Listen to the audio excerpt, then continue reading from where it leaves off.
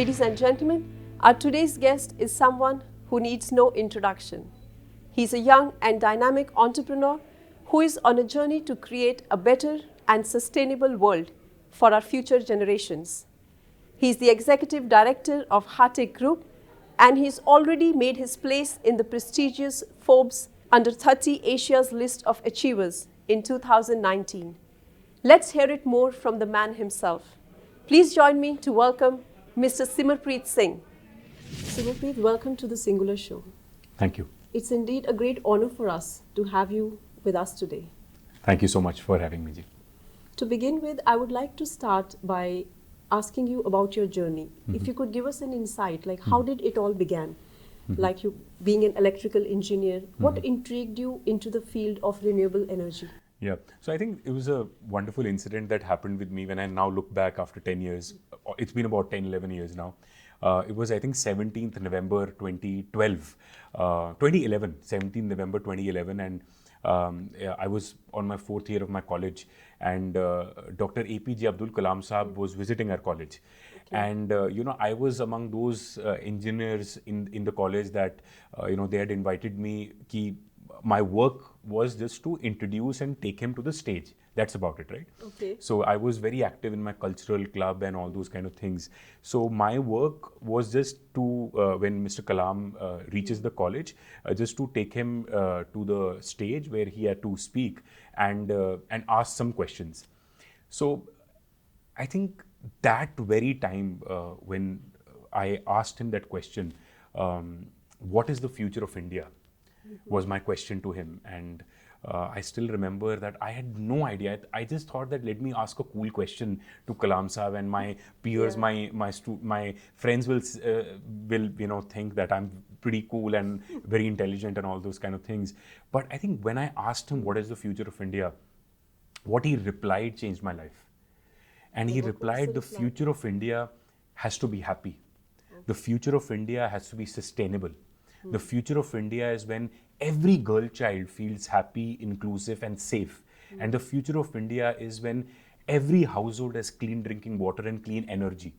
And the future of India is when the youth of the country rises and builds India to what it is. Honestly, I didn't even know the spelling of sustainable, what it meant, what clean energy meant.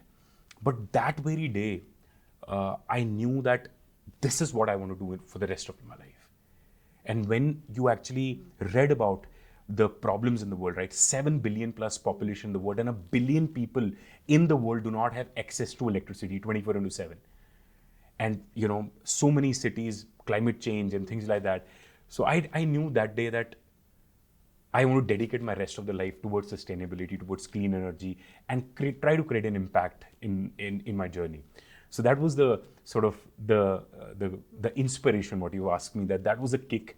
Of course, it took about 2-3 years to stabilize. And then today, when I look back, somebody asked me that, when Forbes happened, somebody asked me that, it's an overnight success. I said, 10 years is an overnight success. It took me 10 years for an overnight success. But I felt that what Kalam Saab said that day created a very, very deep impact.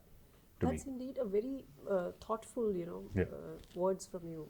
And you went on to start your two ventures, which is the Hartek Solar and Hartek India Private Limited. Yeah. So what inspired you for that? Yeah. So Hartek Solar was pretty simple. When I heard about sustainability, when I heard about clean energy, this is back in college, right?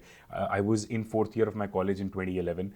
And when I started doing research, I started going to villages in India, talking to people and understanding the problem. And when as simple as things like I read somewhere that 15 or 16 most polluted cities of the world, top 20, 15 came from India, right? That made me more inspired that I have to solve this problem. Going to deeper villages, right? Deeper villages, rural India, they do not have access to electricity, 24/7 access to electricity, and I wanted to be part of that, global problem solving. So that was the inspiration of Hartek Solar, and today when we are among the top 10 in the country and we've saved so much carbon emissions, you feel really good. But I think for me, the biggest moment, whenever you start something, there is some kind of ownership or some kind of validation happens. So it happened last year when we solarized the Golden Temple, Amritsar. Wow. That was something that I still get emotional talking about Shri Harmandir Sahib, we solarizing it, because we've been going there, every Sikh goes there, every person goes there, regardless of the religion. And Guru Ramdas ji, I get emotional talking about that, and that was a validation that Simar now, and the day we actually installed solar at Golden Temple was the day where I realized now my journey has started. This is where now I start. The 10 years was just, Guru was just taking my test, that do you have something in you to sustain. Now I feel that my journey has started, and I feel that we will create an impact. Definitely. And I feel you have a lot of passion, and you're a person who works with passion. And was there something in your journey which you feel that it was more difficult than what you had initially expected it to be? Was there something throughout? Yeah, absolutely. Yeah. So I have a wonderful definition of passion, and I was talking to Gurdesh ji also. We talk about dream and reality. Everybody has a dream, and everybody wants to convert their dream into reality. And passion is that catalyst that converts your dream into reality, right? You will meet so many people and they'll say, go and have a big dream, dream big. But how do you convert it into reality? It is following your passion. It is following things that you really, really love. That is that passion. That is that catalyst that we used to, learn about chemistry in 9th class. A catalyst is something that fastens the reaction. So I feel that passion is the catalyst that, converts your dream to reality. And in my journey, I think you're absolutely right. And so just visualize this.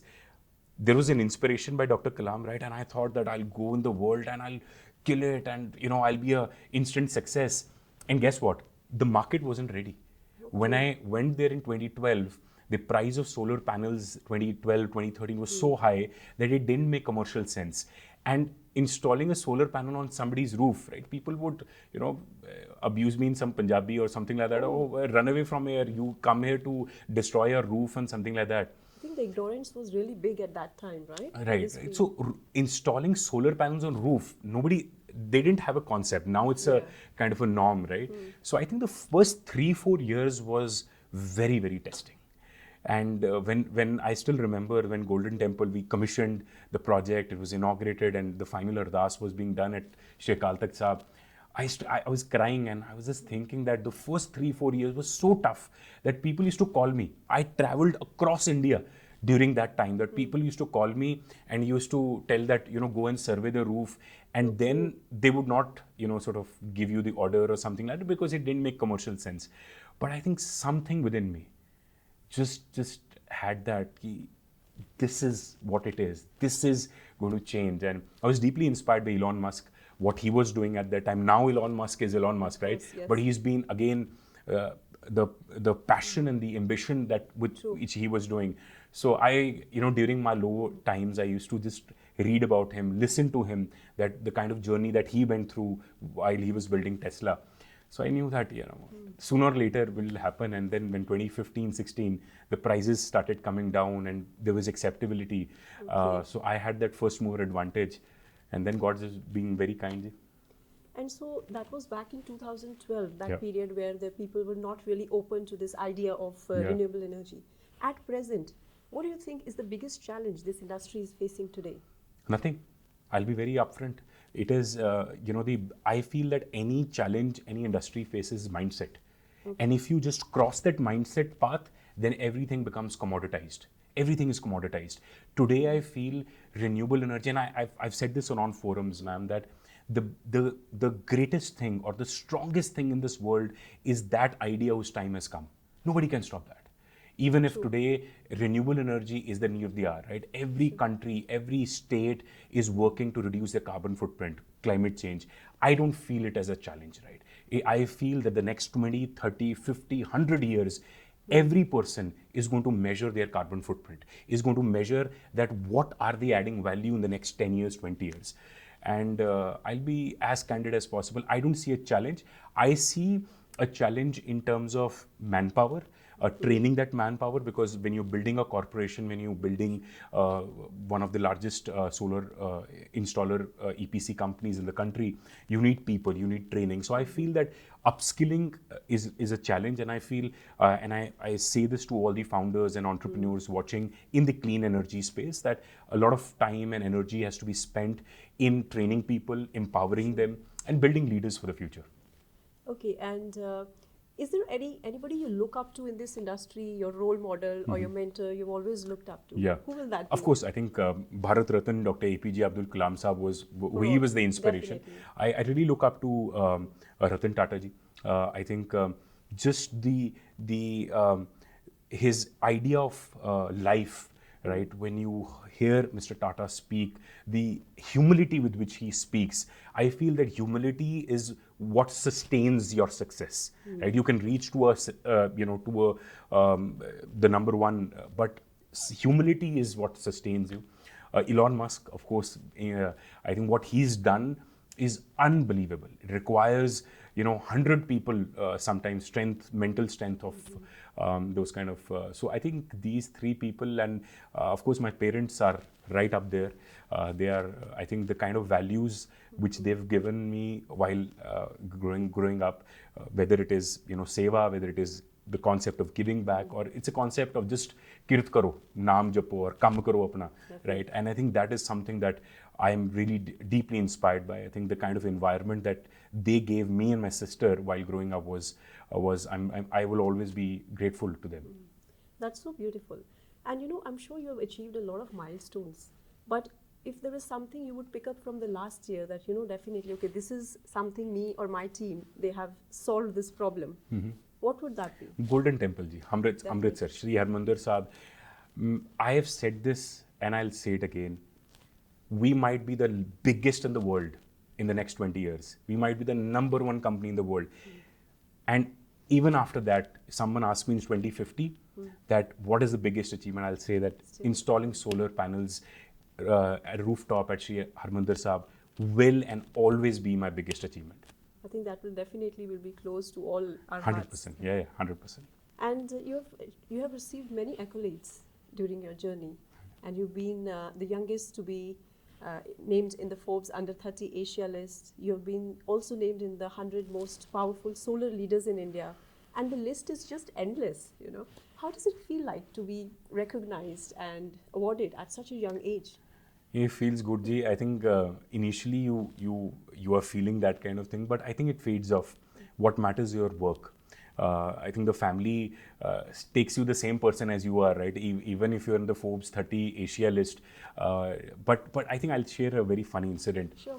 So what happened is that, when Forbes happened in 2019, so of course I was from Punjab, from the north part, I was the only part to be named in that particular list, energy list. I told my grandmother, who was 84, 85, and I told her, and she said, oh, very good, and all that, And last year, 2020, when SikhNet came up with this 100 most powerful Sikhs in the world, there's a regional newspaper, Punjabi newspaper, where my photo came, the Daily Ajit newspaper. And that day was the biggest thing for my grandmother because my photo came in the Punjabi newspaper. Wow. And for her, everything was secondary, that the regional newspaper, the photo coming. But I think that day I really remembered my grandfather, that, when a title like a top 100 most powerful Sikh is given, I feel that it is not a title, it is a responsibility, right? It comes with responsibility. Yeah. And I just feel that these are all byproducts of the problem that you're solving or the value that you're creating. Initially, I'll be very honest, it feels good. But if that your reward or award comes here, right, goes to your head, then the whole concept is defeated, right? Sure. You got the award because of your work. The work has to be there. If the work is not there, the awards are not there. So I think this is a very deep concept of Man Niva Matucci, which I've engraved in my room. It's written in my room, which is just being humble, just being accepting the reality that this is because of the work that we've done. And if the work is not there, the awards will perish. So I think now there is a sense of maturity, and but yeah, it feels good. It feels good, but it also comes with responsibility and conviction that this is what I have to do. I'm sure. And there's with a lot of things going on around you, with so much of responsibility that you have. I'm sure your your workspace and your work life is always packed.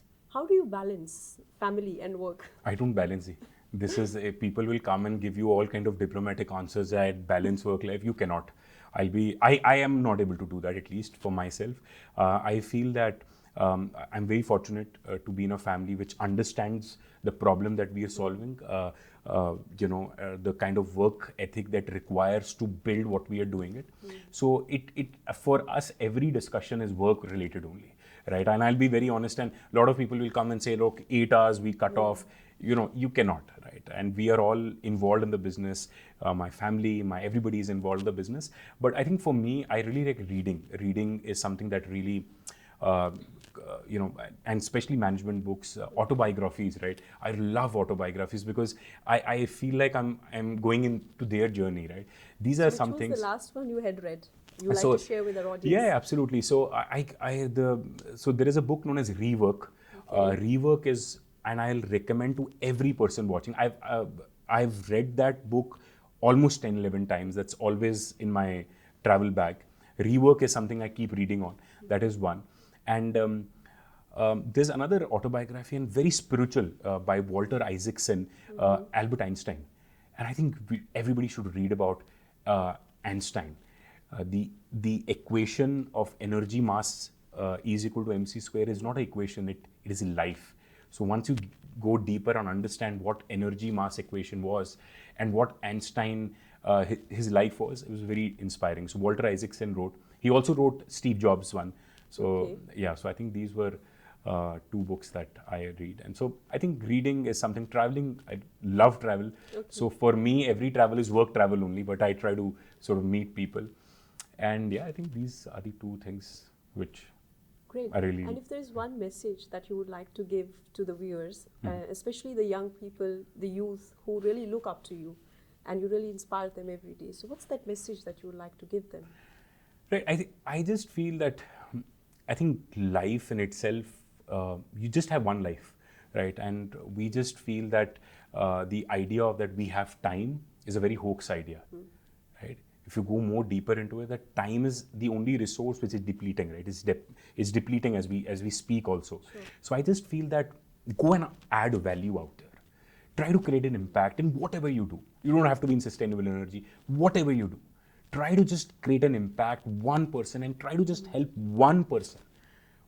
Even one person you are trying to help and making their life a little better. I think the kind of satisfaction that you get is just priceless. Well, Simar, this brings us to the last segment of our show, which is the rapid fire round. I'll be asking a few quick, candid questions, and we expect your answers to be rapid. Okay. And I'm sure they will be. So, are you ready for it? 100%. Let's get started.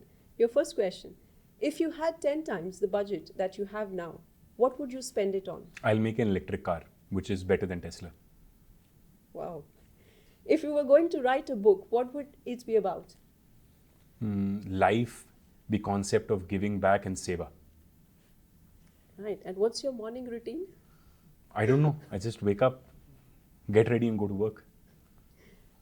And what's that one initiative on your whiteboard that wasn't there 30 days ago? I don't have a whiteboard. I just have my iPhone notes, which I write daily. And I try to just finish it every day when I... So I think the last thing which I had was, I think coming to Dubai. I think I was here last week only. So just coming here, meeting all the Singhular family. So I think that was it. And I think I've done that now. All right. And what's your favorite movie? And what does it reveal about you? Oh, that's a good one. So there's no one favorite movie, but I think there were 4, 5 good movies. So one is Dil Chahta. Dil Chahta is that Amir Khan, Saif Ali Khan and Akshay Khanna movie. That's a very good movie. It's a very, it's about friendship, and I really value friendships. I feel that your life revolves around relationships, and true. I think there's a different perception of Dil Chahta. 10 years back, if I would go on a Goa trip, but now when I see Dil Chahta, it's about relationships, right? It's about those bonds that you build for life and standing with your friends, your family. That's one. Second, I think Rang De Basanti was something that really blew my mind, right? Rang De Basanti was one of the finest movies, I feel. The concept of giving back to your country, standing. There's a line that I think many lines has really inspired. So Rang De Basanti is one. Yeah, there are many movies. I also like the Godfather series. Okay. The Godfather series, not the mafia and that part, but the concept about family, the concept about oneness, the concept about being together, right? So I think these are 2-3 movies that I really like. Great. And if you could have one superpower, what would it be? Oh, I would love to fly. Yeah, I would love to fly. Or I think just get, I would, no. I would want to time travel. Yeah. Would that be in the forward Oh, or going back? Past. I don't want to go in the future. I don't want to go in the past because history is one of my favorite subjects because history is repeating itself, right? So I want to go in the past and see what are the mistakes that people did so that I don't do it. Yeah. I think we all would like to have that superpower. Yeah, so I think time travel is for And sure. how do you want to be remembered? Oh, that's a very deep one. Honestly, I think my work should be remembered. That's it. I don't want to be remembered, right? The concept about that that I want to be remembered is in itself very selfish. I feel. I feel that my work should be remembered. That's it. My work, whatever I've done, it should be remembered. People should remember me if I've been able to help them. That's about it. I don't want people should remember, oh, Simar. I don't want that to happen. My work should be remembered, and if in the process I've made somebody's life happy or help them out, that's all I want to be known for. That's so humble. And what's your best tip for making the world a better place? Go out there, work hard, and stay humble. That's about it. And lastly, what's that one question you wish that I had asked you? No one. I think you've covered all the questions, but I think it was. I just feel that today, all the youngsters which are watching, I just feel that life is to really express yourself. Life is not to impress others; it's to express yourself. Go out there, express yourself, be who you are. And there's a very famous quote by the name of Francis Chan, and he says that the greatest fear in life is not fear of failure; it is succeeding at things in life that really don't matter. So go out there, express yourself, be who you are, and in the process, if you change the world, God bless you. Well, I must say that it was a great pleasure and an honor for us at Singular to have you with us. Thank you. And thank you so much for joining us. Thanks. And sharing your valuable insights with our viewers. Thank you. And I'm sure you've inspired many more people today. Thank you so much. And we wish you all the best for your future ventures. Thank you so much. Thank you so much. Thank you. Thank you so much. Ladies and gentlemen, this brings us to the end of another exciting episode of The Singular Show. Until next time, this is your host Maninder signing off. Stay tuned.